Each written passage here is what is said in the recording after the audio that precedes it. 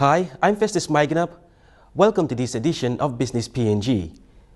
The Manufacturers Council has been around for the last 21 years now, a private sector organization that promotes manufacturing and downstream processing in Papua New Guinea. Since its inception in 1991, the Council has come a long way, having acquired over 100 active members. Now, that's apart from the subsidiaries of the member companies. We spoke to the chairman of the Council, Murray Wu, recently to find out more about the work of the Council. Hi Murray, welcome to the show. Thank you very much. Murray, how important is it to buy PNG-made products? Extremely important. If we were to think about the future of our country and the people, job opportunities, manufacturing, job-wise, we need to provide an opportunity after the industrial boom that we are having now and plan for it, that we can give an opportunity to our people for generations to come. Now I know the initiative started back in the 90s, am I right? 1991. 91. We first formed the Manufacturers Council with about a dozen directors, and we've come a long way since. How many members would you have now? We have well over 120 members right now, but beyond that, of course, they have other subsidiaries, so we don't count those. But these members are very active and are very passionate about their products and in being an import replacement for the goods that are available here. And is that small, medium, large manufacturers? From very small manufacturers to large-scale manufacturing. I think I'd like to say that, the impression that overseas visitors who come here, they find that the range that we can manufacture here and the size of industry we have here, they're truly amazed by what we can do here. And we need to put a bit of focus on that, and I think we need to develop it further. And we have a PNG-made brand, and we'd like to promote that and bring the awareness of our PNG-made brand, which you can see on a lot of PNG-made products. I know way back when the initiative started and a lot of companies started to include the brand on their labelling, there was perhaps possibly negative connotations about buying PNG-made. Has that improved? Is there a perception in the marketplace that we are manufacturing quality goods? I can say very confidently that our manufacturers have the highest of standards, and some have attained HACCP and some have attained ISO, including my company. The standards are just as good or surpass what is expected. Now, if you compare to some of the cheap imports that are coming in, the standard that the companies put themselves because of this perception that PNG-made products are not as good, they go the extra mile to do so. And I believe that today the change of mind through the people of PNG, Papua New Guinea, that PNG-made products are no longer inferior, but just as good or better. And that is a very strong message we'd like to give continuously. And is it fair to say, Murray, that the PNG, the Papua New Guinean consumer, is getting a lot more discerning about what they are consuming? Well, what I can say about that is they need to be shown or educated about our products so they can be more comfortable and relaxed and know why they are buying a PNG-made product to support local industry. By supporting local industry, they are actually supporting themselves and giving more job creation. And you believe there is a strong link between carrying the brand and also the perception that you are creating jobs? Absolutely, absolutely. I wanted to know, with exports, how do you think we can add value to exports? Well, value adding is a big coined word nowadays, and definitely, we've been missing out many years with exporting our raw materials, and value adding is the way to go now. I mean, may not be on everything, but on maybe coffee, one product that came to mind. And some of our vegetables can be processed and exported. We are missing out on that added value. And I believe that with the right economies of scale and with the right sanitary and country of origins sorted out, it can be a very big potential for Papua New Guinea. And what does the Manufacturers Council have in place to actually support the industry, to add value to exports?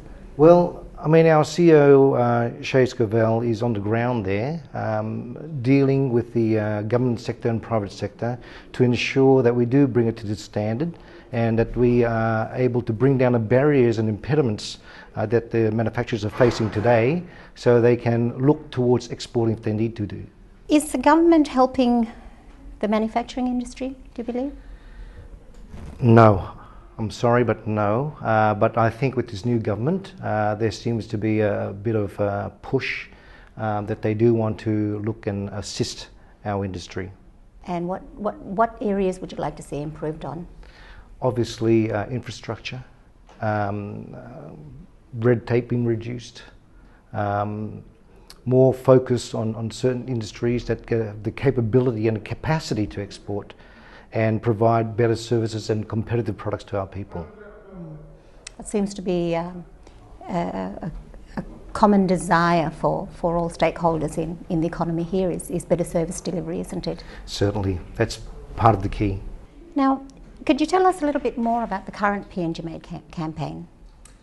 Well, I can't say much about it right now because we're still going through the process of coming up with a strong the identity and promotion of it, and we're trying to link with the passion of the people of supporting of the PNG Made products. That's still under the process of being done, so I don't want to say too much right now about it. Right. Is there anything else that you'd like to add to the manufacturers in this country? Certainly. I'd like to say to the manufacturers that there is a good, strong future for you, and I know that a lot of you are putting more investment into this country, and by that we also look at creating jobs for our people. Thank you. Thank you for your time today, Murray, and we wish the Manufacturers Council the best of luck. Thank you for the opportunity. After the break, we speak to the Chief Executive Officer of the Manufacturers Council, Shay Scovell. Don't go away.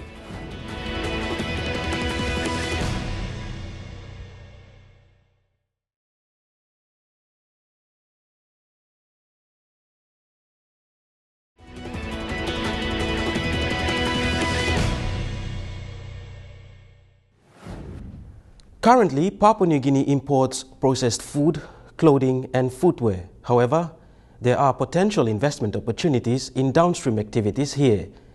With the potential comes challenges that need to be addressed.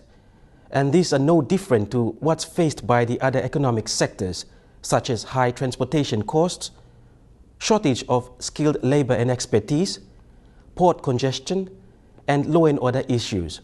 However, the unique challenges faced in the manufacturing and downstream processing is the perception of the consumer market in buying PNG-made products, and unsurprisingly, the threat of cheaper imported goods that dominate the market in great quantities, providing a wide range of consumer preferences.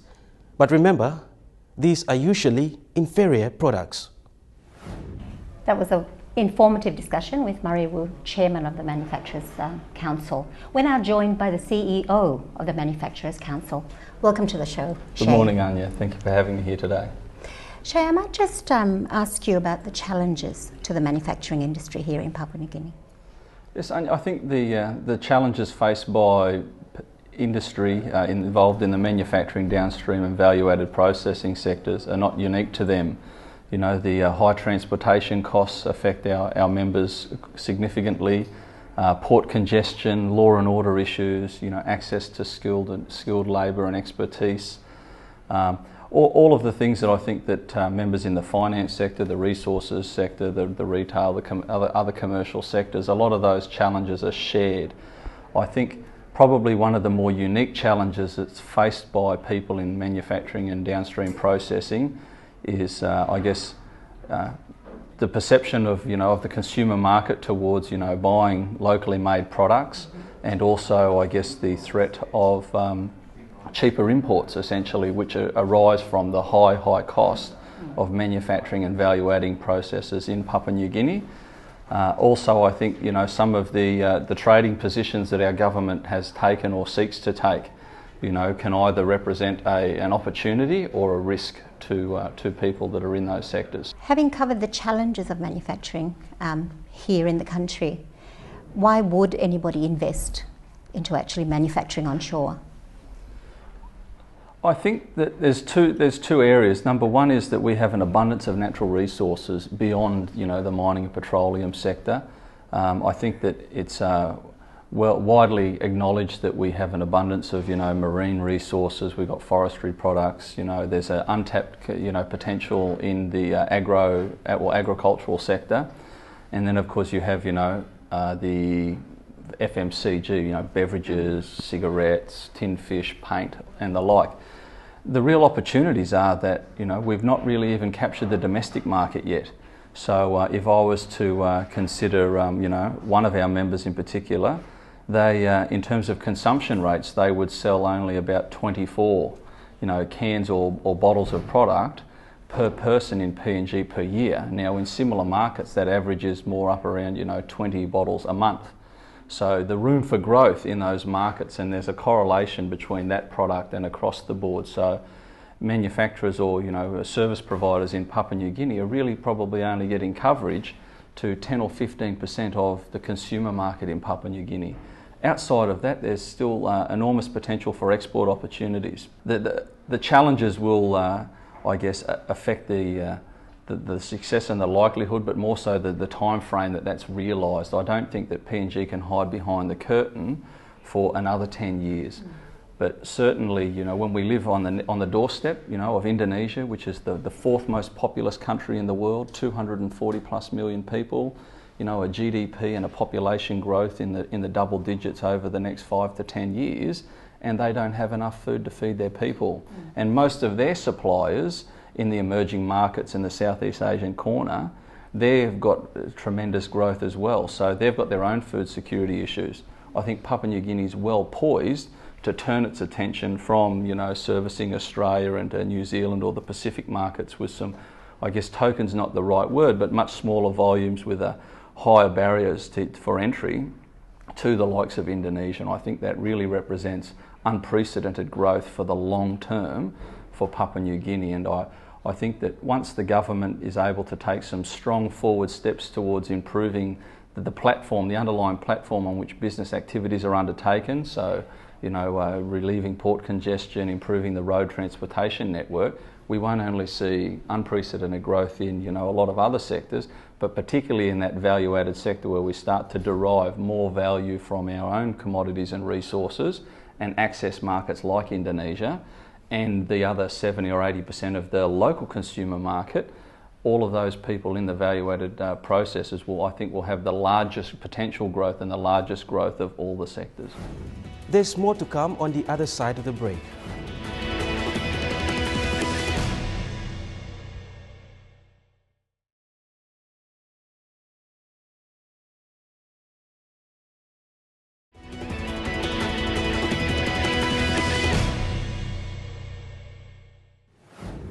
If you've just joined us, you're watching Business PNG. Now, with the industrial boom and the sound economic growth in general, there's need for proper government policies to complement the manufacturing and downstream processing industry. The Manufacturers Council is working with relevant authorities to boost the performance of the sector that will lead to a strong domestic production base to replace reliance of the non-renewable resource industry, such as mining and petroleum. And what is the Manufacturers Council strategies towards actually engendering the local consumer market? Well, a lot of that comes from, I guess, the right government sort of policies. So quite often you hear the words, like industry assistance or industry support, and I think that we have to note the difference between those two. And whilst there's a perception, I think that the Manufacturers Council seeks to have government assistance or support towards their members. It's really about creating the right platforms that are conducive to growth and development, increasing the road network, having policies. You know, we've been working closely with the Planning Department, with the Department of Trade, Commerce and Industry, and a number of other relevant statutory authorities to help the self-subsistence farmers to progress, to graduate from being a subsistence farmer to a cash crop farmer to a surplus farmer, and then moving towards these agri-businesses and agri-corporations. I think we need to find a unique model for Papua New Guinea. It's not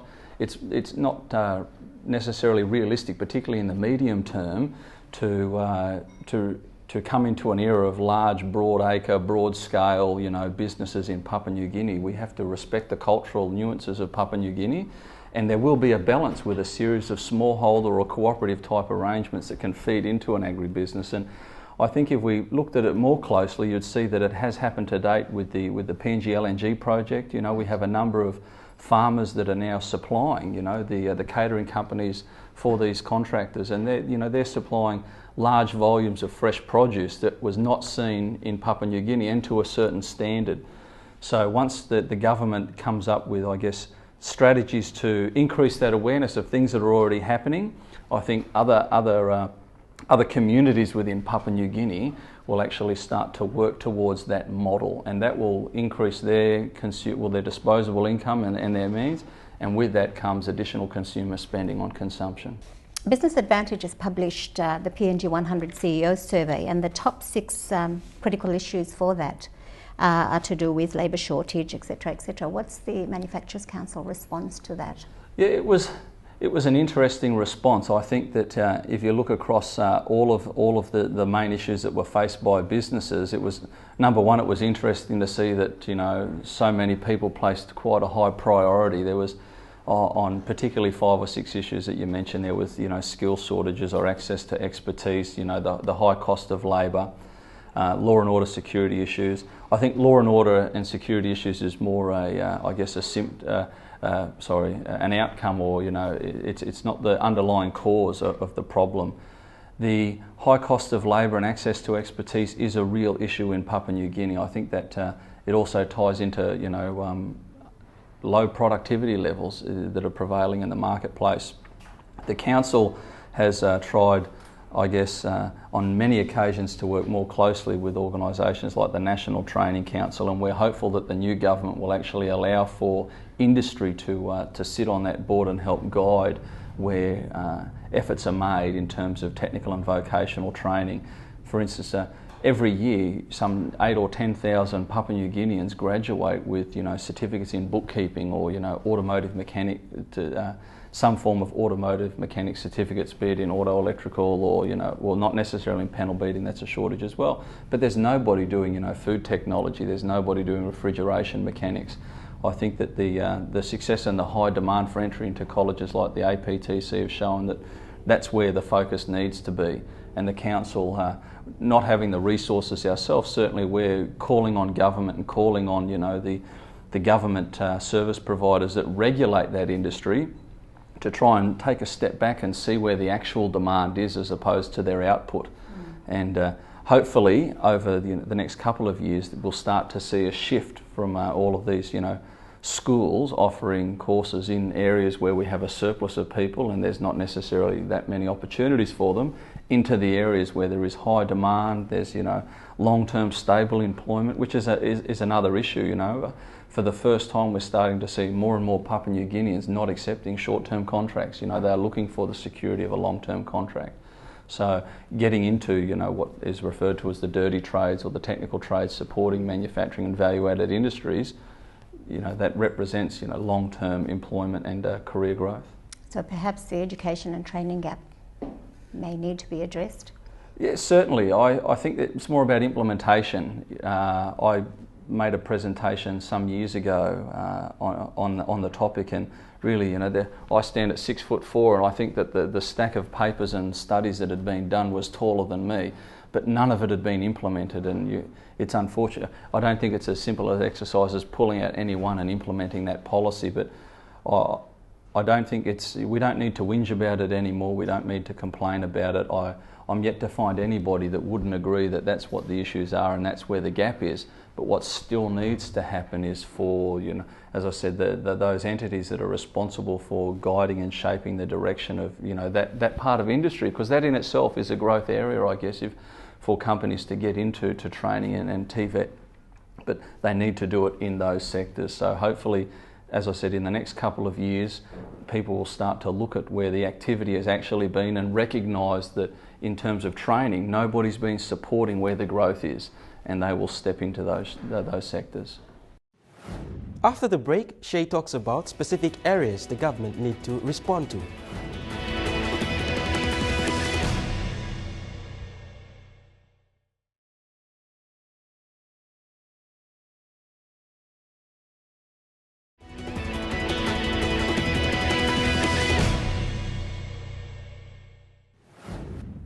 It is understood the manufacturing and downstream processing industry contributes 6 to 7% of gross domestic product.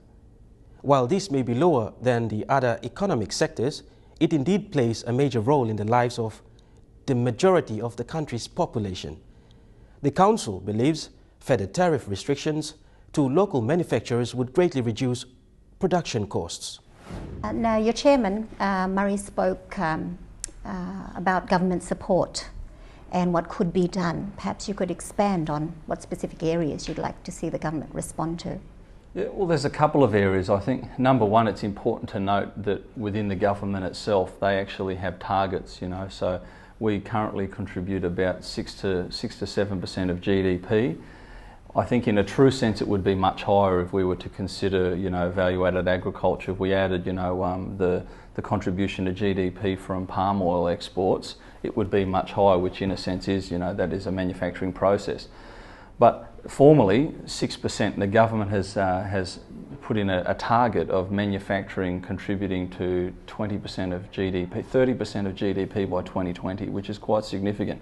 Now, given that the same governments and their advisors are talking about our GDP doubling, you're talking, you know, some six-fold increase in the level of investment and output of manufacturing industries. So that's the context, that there is the plan, that's the benchmark, and there are no policies to get there. In the immediate term, we've asked that the government take a very, very quick and considered review of our approach to further tariff liberalisation. You know, we've had a 32% appreciation of the kina over the last couple of years, which, whilst that has reduced the cost of input somewhat, getting it to our factories, you know, the cost of port congestion, the cost of transportation, the cost of security, the increase in wage rates and rental accommodations for staff has more than eroded any benefit in the currency appreciation of the kina. However, all of the, I guess the finished imports have benefited at coming in at a, you know, you've got a 32%, you know, purchasing parity increase there. So we need the government to take a very quick and considered look to further liberalising that. I think that when we look at the intentions of the Tariff and Reform program, there was a very, very clear commitment and a required commitment by the government to make tangible improvements to its underlying infrastructure. And it's certainly been no surprises to anybody, both in Papua New Guinea and investors looking inward to PNG, to have seen our leaders, our politicians, our heads of, you know, statutory agencies and departments making comments, all admitting that the infrastructure has continued to decline, you know, despite, you know, hundreds of millions of kina of injections.